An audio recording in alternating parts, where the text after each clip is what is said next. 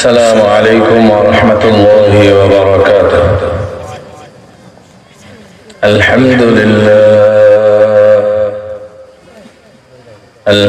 لله نحمده ونستعينه ونستغفره ونؤمن به ونتوكل عليه ونعوذ بالله من شرور أنفسنا ومن سيئات أعمالنا من يهده الله فلا مضل له ومن يضلل فلا هادي له ونشهد أن لا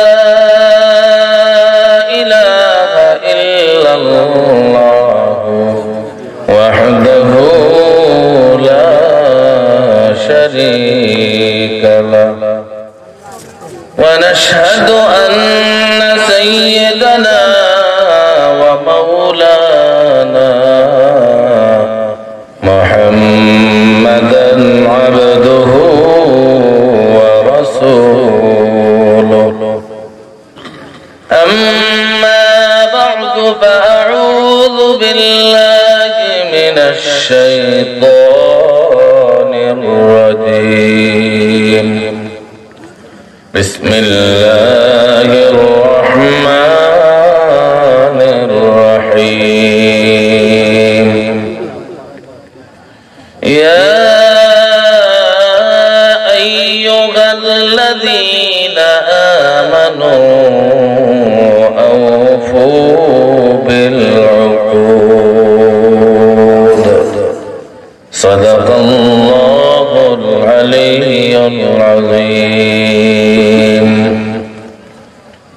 وعن أبي ذر رضي الله عنه قال أتيت النبي صلى الله عليه وسلم وهو نائم وعليه ثوب أبيض ثم أتيته فإذا هو نائم ثم أتيته وقد استيقظ فجلست إليه فقال ما من عبد قال لا إله إلا الله ثم مات على ذلك إلا دخل الجنة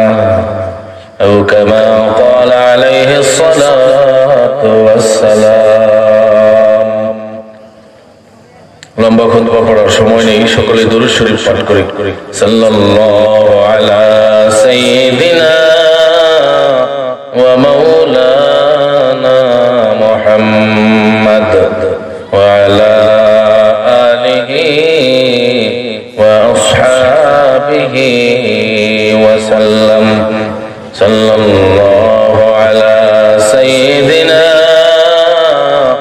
ওয়া মাওলানা মুহাম্মদ ওয়া আলা আলিহি ওয়া আসহাবিহি ওয়া সাল্লাম।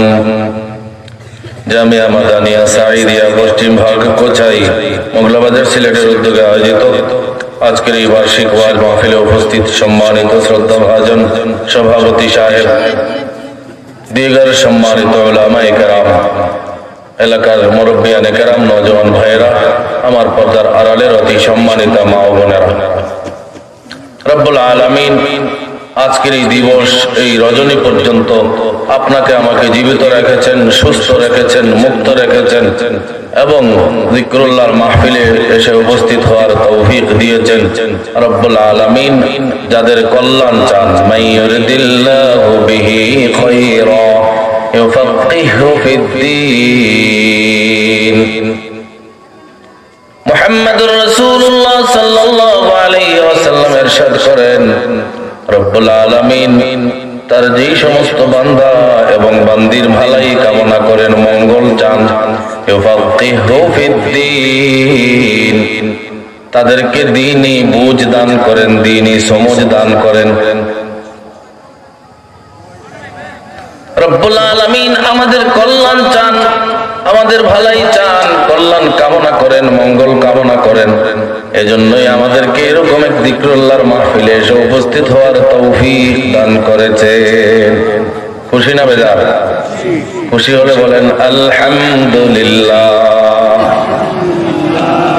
রাসূল আকরাম সাল্লাল্লাহু আলাইহি ওয়াসাল্লাম আরেকটা হাদিসে ইরশাদ করেন, عن أبي هريرة رضي الله عنه وعن أبي سعيد الخدري رضي الله عنه أنهما شهدا على النبي صلى الله عليه وسلم أنه قال, رسول مقبول صلى الله عليه وسلم إرشاد করেন, لا يقعد قوم يذكرون الله إلا حفتهم الملائكة। পৃথিবীর যে কোনো স্থানে কিছু মানুষ একত্রিত হয়ে যদি রব্বুল আলামিনের বরত্ব আর মহত্ব নিয়ে আলোচনা করে, কম হোক আর বেশি হোক, শহরে হোক আর গ্রামে হোক, রব্বুল আলামিনের জিকির করে, কি করলে জান্নাতে যাওয়া যায়, কি করলে জান্নাতে আর যাওয়া যায় না, জাহান্নামের দিকে রওনা দিতে হয়, এইসব আলোচনা করে। রাসূলুল্লাহ সাল্লাল্লাহু আলাইহি ওয়াসাল্লাম বলেন, তাদের এক নাম্বার পুরস্কার হচ্ছে ইল্লা হাফাতহুমুল মালাইকা, ফেরেশতারা তাদেরকে বেষ্টন করে ফেলে। সুবহানাল্লাহ। ওয়া গাশিয়াতুহুমুর রাহমা, দুই নাম্বার পুরস্কার হচ্ছে তাদের চতুর্পার্শ্বে রব্বুল আলামিনের রহমত এসে তাদেরকে ঘেরাও করে ফেলে। সুবহানাল্লাহ। একদিকে ফেরেশতাদের করা পাহারা যাতে শয়তান মশাই ঢুকতে না পারে, আরেক দিক দিয়ে রব্বুল আলামিনের পক্ষ থেকে রহমতের একটা দেয়াল চতুর্দিকে দেওয়া। এবারে তিন নাম্বার পুরস্কার, ওয়া নাযালাত আলাইহিমুস সাকিনা, তাদের উপর রব্বুল আলামিনের পক্ষ থেকে সাকিনা, প্রশান্তি অবতীর্ণ হয়। দেখবেন কত মানুষ রাত্রে ঘুমালে ঘুম আসে না, ডান দিকে কতক্ষণ ঘুমায়, শুয়ে থাকে, ঘুম আসে না, তখন বলে এদিকে মনে অসুবিধা হচ্ছে, এবার ওইদিকে ফিরে দেখি, আবার বাম দিকে, তাও লাভ হয় না, ঘুম আসতেছে না। বুঝছি বালিশ এই সমস্যা, না বালিশ পরিবর্তন করেও ঘুম আসে না। বুঝছি এবার একটু ইস্তিনজা করে আসি, তারপরেও ঘুম আসে না, আসে না। কিন্তু এই ঘুম আসে না লোকটাই যখন মাহফিলে আসে, কোরআন সুন্নাহর আলোকে আলোচনা হয়, তখন দেখবেন ওই বেচারাও কতক্ষণ আলোচনা শোনার পর আস্তে আস্তে একটু জীবনে জীবনী তন্দ্রার ভাব চলে আসে। হয় না? কেন আসে? একদিকে ফেরেশতাদের কড়া পাহারা, আর একদিকে রহমতের দেয়াল। এই জন্য এদের উপর প্রশান্তি অবতীর্ণ হয়, তাদের মনটা খুব ভালো হয়ে যায়, খুব ভালো লাগে। চার নম্বর, ওয়া যাকারাহুমুল্লাহু ফী মান ইনদা, রাসূল বলেন তাদের চার নাম্বার পুরস্কার হচ্ছে রব্বুল আলামিন তার নৈকট্য প্রাপ্ত ফেরেশতাদের কাছে ওই সমস্ত পুরুষ এবং পর্দার আড়ালের যে সমস্ত মা বোন আমলের নিয়তে মাহফিলের দিকে খেয়াল করে কথা শুনে, তাদের কথা রব্বুল আলামিন তার নৈকট্য প্রাপ্ত ফেরেশতাদের কাছে আলোচনা করে। সুবহানাল্লাহ। দেখছেন নি লাভ না ক্ষতি? লাভ আর লাভ। আমাদের ইমানের ব্যাটারি একবারে লো হয়ে যায়, চার্জ নাই অবস্থা। আজান হচ্ছে, আমি ঘুমিয়ে আছি এমন না, সজাগ অবস্থায় আছি। মসজিদে মুয়াজ্জিন সাহেব আজান দিলেন, কিন্তু নামাজে যাইতে মনে চায় না। কারণ কি? চার্জ নাই। দেখছেন না, মোবাইলের চার্জ কমে গেছে, এবারে লাইট জ্বালাতে চান, লাইট জ্বলে না। ডাটা চালু করতে চান, অন করতে চান, অন হয় না, কারণ চার্জ কমে গেছে। ঠিক এরকম ভাবে আপনার আমার ইমানের ব্যাটারির চার্জ কমে যায়। মাঝে মধ্যে গান শুনি, ইচ্ছা না হলে অনেক সময় শুনতে হয় নাকি? আরো কত কিছু রাস্তায় বের হলে দেখতে হয়। এসব দেখে আর এসব শুনে আর যা কিছু খাই সেগুলোতে তো একদিক দিয়ে ফরমালিন, আরেক দিকে হারামের সংমিশ্রণ আছে না নাই? আছে, বাঁচা বড় মুশকিল। এসবের কারণে আমাদের ইমানের ব্যাটারি একবারে মাইনে অবস্থা হয়ে যায়, লো ব্যাটারি। এসব মাহফিলে আসলে, আলোচনা শুনে, আমলের নিয়তে শুনলে একদিকে ফেরেশতাদের কড়া পাহারা, আর একদিকে রহমতের দেয়াল রব্বুল আলামিনের পক্ষ থেকে প্রশান্তি অবতীর্ণ হয়। আবার রব্বুল আলামিন তার নৈকট্যপ্রাপ্ত ফেরেশতাদের সাথে আলোচনা করেন, দেখো আমার ফেরেশতারা, আমার বান্দা আব্দুল্লাহ বাংলাদেশের সিলেট বিভাগের সিলেট জেলার মোগলাবাজার থানার অমুক জায়গায় কোথায় নামক স্থানে বসে বসে আমি রব্বুল আলামিনের বরত্ব আর মহত্বের আলোচনা করে আর শুনে। রব্বুল আলামিন আলোচনা করেন, ইমানের ব্যাটারিতে চার্জ হয়। যাক, আমি যে আয়াতে কারিমা আপনাদের সম্মুখে তিলাওয়াত করলাম, সময় অতই স্বল্প, এই জন্য আলোচনাও খুব লম্বা করব না। সূরাতুল মাইদা, পবিত্র আল কোরআনুল কারীমের সূরাতুল মাইদা এর প্রথম আয়াতের একটা অংশ তিলাওয়াত করেছি। সময় যেহেতু কম, আয়াতটাও এরকম একটু ছোট অংশই তিলাওয়াত করেছি। রাসূলুল্লাহ সাল্লাল্লাহু আলাইহি ওয়াসাল্লামের হাদিস মুবারকার ভান্ডার থেকে মাত্র একটা ছোট্ট হাদিস শরীফ তিলাওয়াত করেছি। এই হাদিসটি ইমাম বুখারী রাহমাতুল্লাহি আলাইহি হযরত আবুল আসওয়াদ দুয়াইলি রাহমাতুল্লাহি আলাইহির মাধ্যমে হযরত আবু যার গিফারি রাদিয়াল্লাহু আনহু থেকে বর্ণনা করেন, যেটা সহিহ বুখারী শরীফের 5827 নম্বর হাদিস। গিয়া দেখেন, রব্বুল আলামিন সূরাতুল মাইদা এর শুরুর আয়াতে ঘোষণা দিচ্ছেন, ইয়া আইয়ুহাল্লাযীনা আমানু, হে ঈমানদারগণ, আউফু বিল উকুদ, তোমরা অঙ্গীকার সমূহ পূর্ণ করো।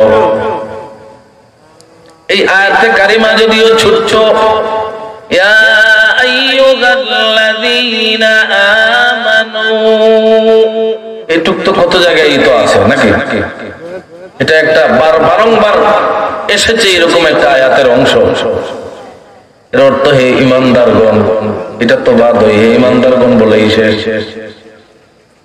আউফু বিল উকুদ, তোমরা অঙ্গীকার সমূহ পরিপূর্ণ করো, পুরা করো। এটুক হইল মূল। আউফু একটা শব্দ, বিল উকুদ, উকুদ আর একটা শব্দ, এই দুই শব্দ মাঝখানে দুইটার মধ্যে এসে মিল করলো, বা এসে বিল উকুদ।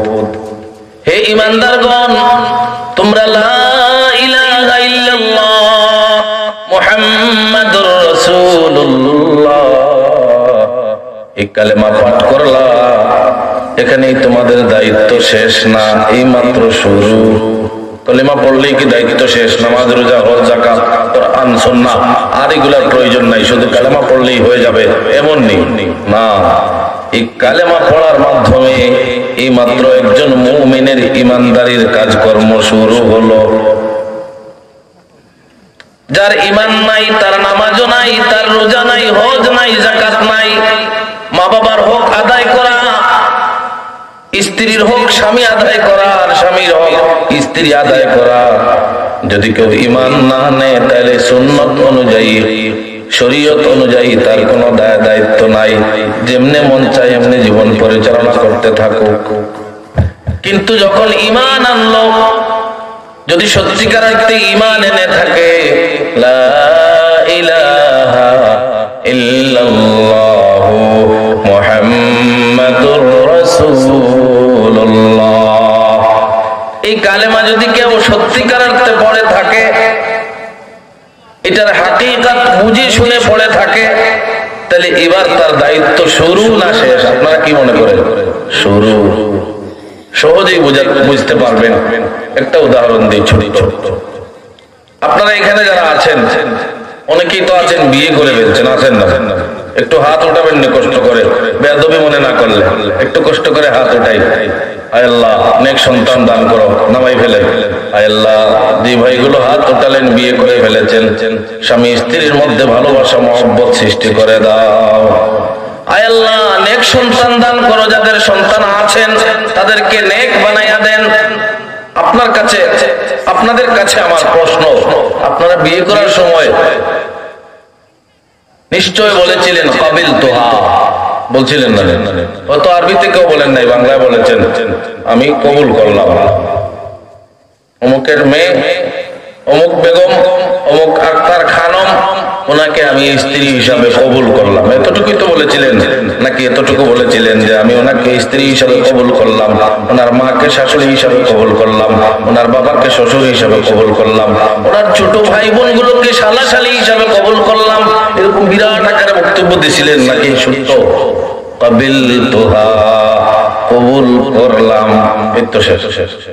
কবুল কবুল করলাম, করলাম, চারটা আর আগে তিনটা, তিন চার চার তিন কত 60টা অক্ষর মাত্র উচ্চারণ করেছিলেন। এরপরে আপনার অবস্থা কি হইল? অবস্থা এই দাঁড়ালো, এই বেচারি আপনার স্ত্রী হয়ে গেল। এবারে তো আর কোনো দায় দায়িত্ব নাই নাকি? না আছে। এবারে তার খাবার দাবারের ব্যবস্থা করতে হবে, পোশাক আশাকের ব্যবস্থা করতে হবে, অসুস্থ হয়ে গেলে চিকিৎসার ব্যবস্থা করতে হবে। এতগুলো তার ব্যাপার। তার কত চাওয়া পাওয়া, সেগুলো যারা করেছেন এরা হাড়ে হাড়ে টের পাচ্ছেন। যারা এখনো করেন নাই অপেক্ষা করতে থাকেন, দোয়া করতে থাকেন, ইনশাল্লাহ হবে। না দরকার নাই? দরকার আছে। রাসূল বলেছেন ইয়া মা'শারাশ শাবাব মান ইসতাতা মিনকুমুল বাআতা ফালইয়াতাযাওয়াজ। হে যুবক সম্প্রদায়, তোমাদের যাদের যাদের সামর্থ্য আছে বিয়ে করে ফেলো। এখন আবার ফোলা বাহিনীকে ধরবো আপনার করে, যে হুজুরে কইছে, আব্বা হুজুরে কইছে, আম্মা দাদা দাদি, পরে আর এক ঝামেলা। তো আমি যে কথা বুঝাতে চাইলাম, বিবাহ করার সময় একজন মানুষ শুধু বলল কাবিল তোহা, আমি তাকে স্ত্রী হিসাবে কবুল করলাম, মেনে নিলাম। এই কথা বলার সাথে সাথে এই অপরিচিতা মেয়েটা হয়ে গেল স্ত্রী। এবারে তার সব কিছু দেখাশোনার দায়িত্ব এসে পড়লো আমার মাথার উপরে। না পড়ে নাই? পড়েছে। তার মা আমার শাশুড়ি হয়ে গেল, তার বাবা শ্বশুর হয়ে গেল, তার ছোট ভাই বোন আমার শালাশালী হয়ে গেল, তার বড় ভাই বোন এগুলো আমার সম্বন্ধী, আর কি জেঠুস জেঠালি ইত্যাদি হয়ে গেল। তার মামা আমার মামা, তার দাদা আমারও দাদা হয়ে গেছে, তার দাদাও পাইলে আমার নাতি হিসাবেই বলে। না বলে না? নাতি বলে। তাহলে এই একটা ছোট্ট শব্দ বললেন কাবিল তোহা, আর সাথে সাথে কত জিনিস, কত দায়িত্ব আপনার উপরে চলে আসলো। তার মা আপনার জন্য চিরতরে হারাম হয়ে গেল, তারে আর বিয়ে করতে পারবেন না। যদিও আপনার স্ত্রী মৃত্যুবরণ করে, তারপরেও পারতেছেন না। তার মেয়ে এগুলোকেও আর বিবাহ করতে পারবেন না। আপনার বাবা কোনো সময় ওই বেচারিরে আর বিবাহ করতে পারবে না। আপনার সন্তানও কোনো সময় এই বেচারিরে বিবাহ করতে পারবে না। আপনি বলছেন কতটুকু? কাবিল তোহা, কবুল করলাম। আর সাথে সাথে কতগুলো ঘটনা ঘটতেছে, চিন্তা করে দেখেন। করছেনই? ঠিক এরকম ভাবে আপনি যখন লা ইলাহা ইল্লাল্লাহ মুহাম্মাদুর রাসূলুল্লাহ এই কালেমাটা যখন পড়লেন, যদি বুঝে শুনে পড়ে থাকেন, তাহলে এই কালেমা পড়ার সাথে সাথে আপনার উপরে অটোমেটিকলি একটা আল কোরআনুল কারীম এসে অবস্থান নিল, আর একটা সুন্নাহ রাসূল সাল্লাল্লাহু আলাইহি ওয়াসাল্লামের দেখানো তরিকা, দেখানো দ্বীন এসে আপনার মাথার উপরে চলে আসলো। এবারে এই লা ইলাহা ইল্লাল্লাহ ততদিন পর্যন্ত কাজে লাগবে যতদিন পর্যন্ত এই লা ইলাহা ইল্লাল্লাহর দ্বারা আপনার উপরে যে কোরআন চলে আসলো, যে সুন্নাহ চলে আসলো, এই দুইটাকে যদি ঠিকমতো পালন করেন, যেগুলা নিষিদ্ধ সেগুলোর থেকে যদি বেঁচে থাকেন, আর যেগুলোকে করতে বলা হয়েছে, নামাজ পড়ো, রোজা রাখো, হজ করো, যাকাত দাও, মা বাবার হক আদায় করো, স্বামী তুমি স্ত্রীর হক আদায় করো, স্ত্রী তুমি স্বামীর হক আদায় করো, মা বাবা সন্তানের হক আদায় করো, এরকম যত হুকুক, যত অধিকার আছে সেগুলো সব যা পালন করতে বলা হয়েছে সেগুলো যদি আপনি করেন, আর যেগুলো ছাড়তে বলা হয়েছে, বর্জন করতে বলা হয়েছে, যদি বর্জন করেন তাহলে আপনার লা ইলাহা ইল্লাল্লাহ এই কালেমার এত দাম, এত দাম, এত পাওয়ার যে এই কালেমা যদি এক পাল্লায় রাখা হয় আর পুরো 7 আসমান 7 জমিন সব যদি আর এক পাল্লায় রাখা হয়, এর মধ্যখানে যা আছে তাও যদি এক পাল্লায় রাখা হয়, তাহলে লা ইলাহা ইল্লাল্লাহর পাল্লাই ভারী হয়ে যাবে।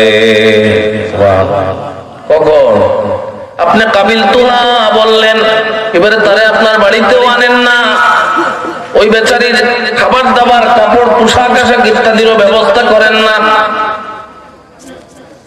অর্থাৎ স্ত্রী স্বীকৃতি শুধুমাত্র কাবিল তোহা বলার মাধ্যমেই চলে আসবে না। এটা তো বললেন, বলার দায়িত্ব বলেছেন, এবারে অনেক দায়িত্ব আপনার উপরে এসেছে, এগুলো যদি পালন করেন তাহলে এই বিবাহটা কি থাকবে, এটা আর নষ্ট হবে না, অটুট থাকবে। আর যদি দেখা যায় কাবিল তোহা বলেছিলেন ঠিক, ওই অসুস্থ পড়ে আছে, জিজ্ঞেস করেন না তোমার কি হয়েছে, খাবারের ব্যবস্থা দেন না, পোশাক আশাকের ব্যবস্থা দিতেছেন না, তাহলে এবার এই বিবাহ তো টিকবো খুব সুন্দরে নাকি? আরে এমনিতে একটু মাথা ব্যথা করতেছে, এইটার খবর না নিলে পরের দিন মুখ চোখ আরেক রকম থাকে না, সুন্দর করে কোনো কথাও বলা নাই। যদি কিছু নিয়েও যান তারপরেও দেখবেন যে না, হাসি টাসি নাই, মুখ কেমন আরেক রকম। কেন? ওই যে অসুস্থ, একটু জিজ্ঞেস করেন কোথায় অসুবিধা, কি ব্যথা করতেছে, ডাক্তার নিয়ে আসি 4-5 জন, এরকম যদি বলতে পারতেন তাহলে খুশি। হ্যাঁ, বলতে পারেন না, এই জন্য খুশিও হইতেছেন না।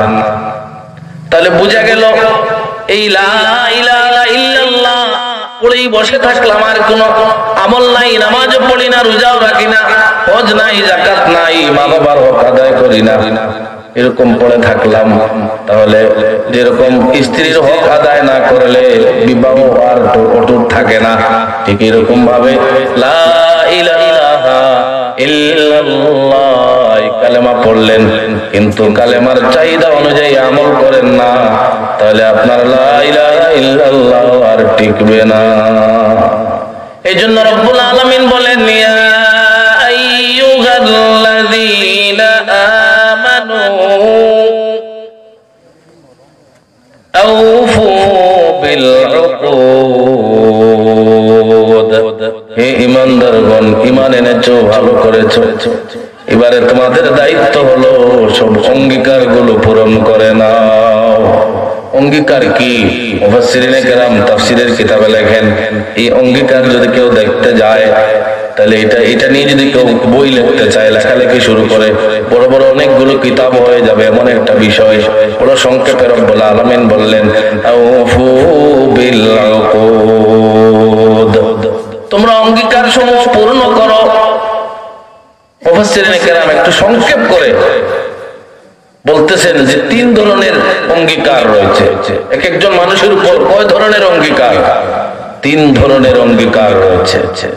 এক অঙ্গীকার আল্লাহ রাব্বুল আলামিনের সাথে বান্দার অঙ্গীকার, ও আল্লাহ, আপনাকে রব হিসাবে মেনে নিলাম, আপনি ছাড়া কোনো মাবুদ নাই, আপনি ছাড়া রব নাই। ও আল্লাহ, আল্লাহর সাথে এই অঙ্গীকার হয়ে গেল, আল্লাহ আপনি যে হুকুম দিবেন, আপনি যা করতে বললেন করব, যা ছাড়তে বলবেন ছেড়ে দেব। এই হলো আল্লাহর সাথে মুমিনের অঙ্গীকার। 2 নাম্বার, নিজের সাথে নিজের অঙ্গীকার। এটা আবার কিভাবে? এটা হলো মান্নাত ইত্যাদি, যে আমি মান্নাত করলাম অমুক এই দিয়ে দেবো, অমুক মাদ্রাসায় এত টাকা দেবো, অমুক জায়গায় একটা খাসি দিব, গরু দিব, নাকি এরকম একটা মান্নত করলো। মান্নত আবার যেখানে সেখানে করা ঠিক না, বুঝছেন না? সেই আলোচনায় যাচ্ছি না, সময় তো কম। তাহলে এটা হলো আল্লাহ রাব্বুল আলামিনের পক্ষ থেকে এটা ফরজ করে দেওয়া হয় নাই, ওয়াজিব করে দেওয়া হয় নাই, বান্দা নিজে নিজেই নিজের উপর এই দায়িত্বটা নিয়েছে, নিজের সাথে নিজের অঙ্গীকার। আর 3 নাম্বার হচ্ছে এক বান্দার সাথে আরেক বান্দার অঙ্গীকার। এটা বিভিন্ন ভাবে হতে পারে। কেউ একজনকে বিবাহ করলো, তাহলে তাকে স্ত্রী হিসেবে গ্রহণ করলো, এবারে তার যত হক রয়েছে তার সাথে ওই সব হক আদায় করার অঙ্গীকার আমি করে ফেললাম। আউফু বিল উকুদ, উকুদুন শব্দটা হচ্ছে আকদুনের বহুবচন। আকদুন শব্দের অর্থ হচ্ছে যেটা আবদ্ধ করে রাখে। এজন্য দেখবেন গলার হার ইরদুন বলে, আইন কাদ্দাল এরকম, এটা গলার এরকম আবদ্ধ করে রাখে না। চুক্তিগুলো দুইজনের মধ্যকার চুক্তি, স্বামী স্ত্রীর মধ্যকার চুক্তি, এছাড়া এক এলাকায় আরেক এলাকার মানুষের সাথে চুক্তি, ওই চুক্তি দুই দলকে আবদ্ধ করে রাখে। এই জন্য এগুলোকে আকদুন বলা হয়। আকদুন উকুদুন বহুবচন। রব্বুল আলামিন বলেন, আমার বান্দা বান্দি লা ইলাহা ইল্লাল্লাহ এই কালেমা পাঠ করেছো, এবারে তোমাদের দায়িত্ব হলো তোমার যত অঙ্গীকার রয়েছে সেই অঙ্গীকারগুলো তুমি পূর্ণ করো। আল্লাহর সাথে যে অঙ্গীকার, নামাজ পড়বো, রোজা রাখবো, হজ করবো, যাকাত দেব। রব্বুল আলামিন যে সমস্ত জিনিস নিষেধ করে দিয়েছেন, না করতে বলেছেন, সেগুলা ছেড়ে দিতে হবে। একদিকে লা ইলাহা ইল্লাল্লাহ কালেমা পাঠ করলাম, আর একদিকে সুদ ছাড়তে পারলাম না, ঘুষ ছাড়তে পারলাম না, অন্যের হক আদায় করি না, তাহলে আপনার এই লা ইলাহা ইল্লাল্লাহ পড়েছিলেন ঠিকই, কিন্তু এটার চাহিদা অনুযায়ী আপনি আপনার জীবন পরিচালনা করতেছেন না। আজান হচ্ছে, আমরা জবাব দিই খেয়াল করে। এরপরে আরো কতক্ষণ একটু আলোচনা চলবে, তারপরে ইনশাআল্লাহ নামাজের প্রস্তুতি।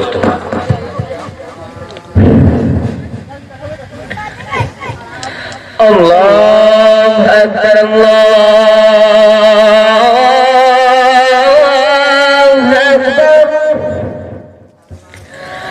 আল্লাহু আকবার, আল্লাহু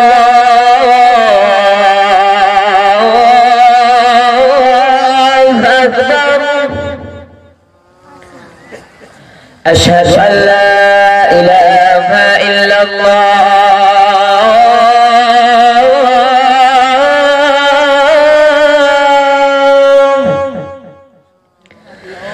أشهد أن لا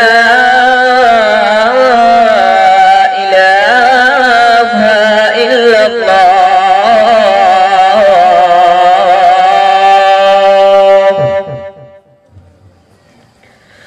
أشهد أن محمد رسول الله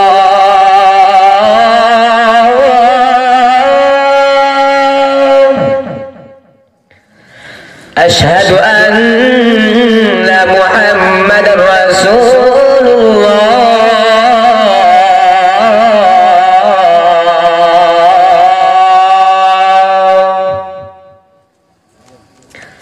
حي على الصلاة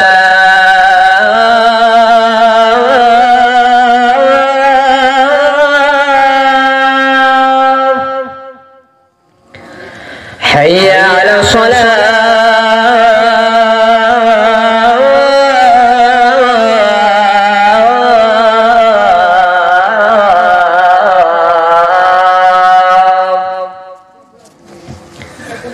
حي على الفلاح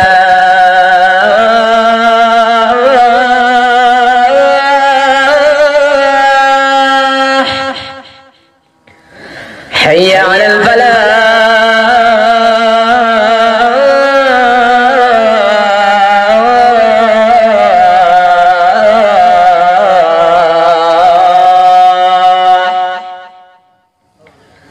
الله أكبر الله أكبر لا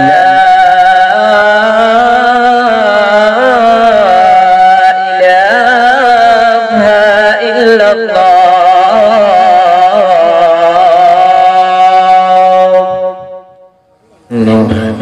صلى الله على سيدنا محمد وعلى آله وصحبه.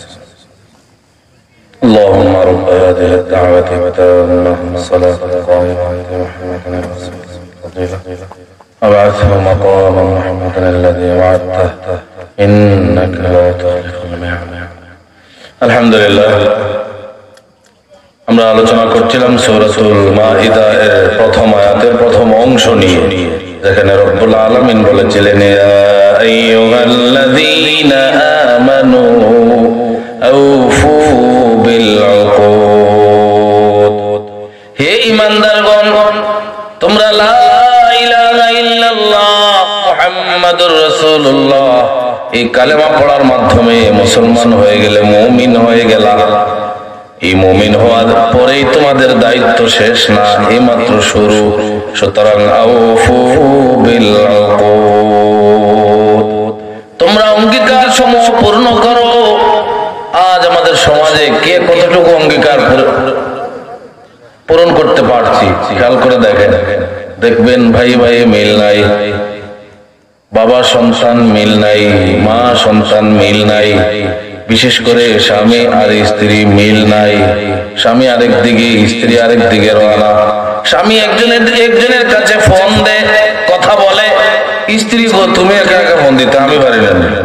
সেও আরেক দিকে আলোচনা করতে শুরু করে। শান্তি না অশান্তি? অশান্তি। কারণ কি? আউফু বিল উকুদ। আমি তাকে স্ত্রী হিসেবে গ্রহণ করেছি, তার সাথে আমার চুক্তিনামা হয়েছে, চুক্তি হয়েছে। সেই চুক্তি অনুযায়ী আমি আমার জীবন পরিচালনা করছি না। তারে যেভাবে সময় দেওয়ার কথা ছিল সেইভাবে সময়ও দেই না। ওই বেচারি তার মা বাবা, জন্মস্থান সবাইকে ছেড়ে দিয়ে একজন অপরিচিত মানুষের কাছে চলে আসলো। আর আসার পরে এই অপরিচিত বেচারা যদি একটু আদর না করে, মহব্বত না করে, একটু ভালো না বাসে, তাহলে এই বেচারি এখানে থাকবে কিভাবে? এজন্য খুব খেয়াল করা চাই। বাড়িতে গিয়ে আমি এক মোবাইল নিয়ে নেট চালাতে শুরু করলাম, আর সে আর এক মোবাইল নিয়ে সেও নেট চালাইতেছে। আল্লাহ, একজনের সাথে কাছে গিয়ে এরপরও দেখা হচ্ছে না, তাহলে মহব্বতটা আসবে কোত্থেকে?